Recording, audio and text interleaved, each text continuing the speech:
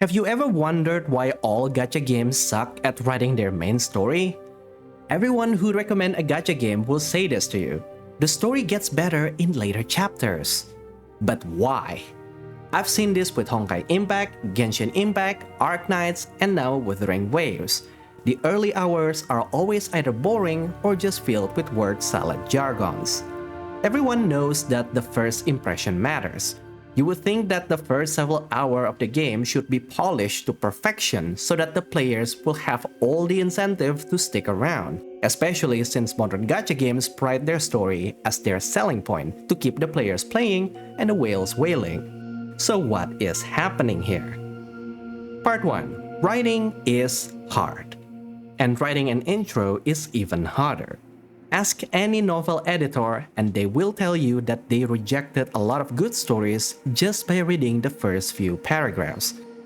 At the beginning of every story, the writer have to do a lot of things like introducing the character, like who they are, what they want, what can they do, and then they have to establish the world, like what it looks like, what is the history, the culture, the magic system. Then they also need to set up the conflict and the stakes. And if this is a video game, they also need to teach you the game mechanics, all within a very short time. If they do it well, you wouldn't notice anything weird in the intro.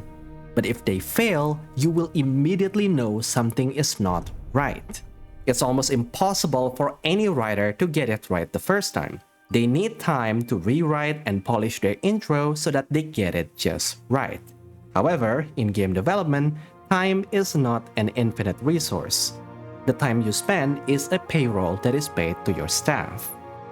Ideally, the game story should be finished before the production begins, because other departments depend on the story to do their job.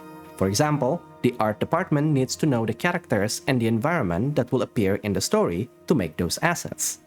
However, sometimes the executives might start production early when they only have the vibe and the feel of the game.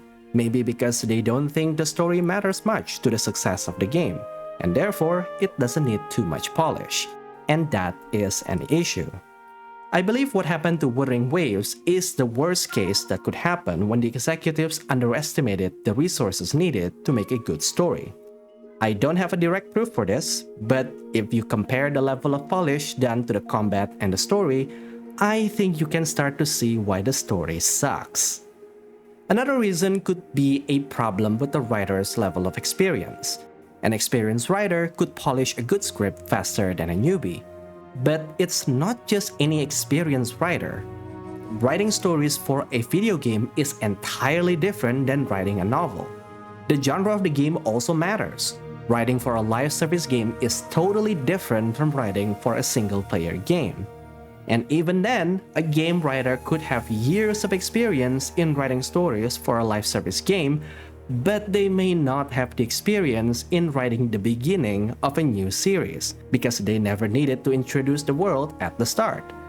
Of course, every writer can learn and improve, but that takes time, which then again leads back to whether the executive allows them to master their craft. And to be clear here, I am not demonizing the executives. Every project has its own budget and limitations, and it is the job of the executives to prioritize and allocate those limited resources to the parts that will bring them most success. In the case of Wuthering Waves, they may have experienced some budget cuts or moving deadlines that force them to focus more on the gameplay, leaving the story unpolished. But that doesn't mean that we cannot criticize them for it. In fact, criticism and discussions from players is one of the ways we can do to make the story better. The fact that all gacha games eventually improve their story quality means that all writers also improve with time. Giving helpful feedback by pointing out what doesn't work helps those writers to recognize their shortcomings and make better writing in the future. That is what I'm doing with these videos.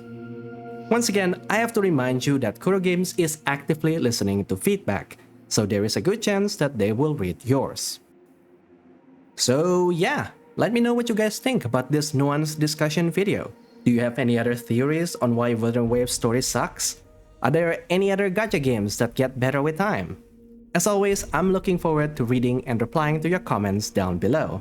Leave a like and subscribe, and with that, I think I'll see you guys later. Goodbye.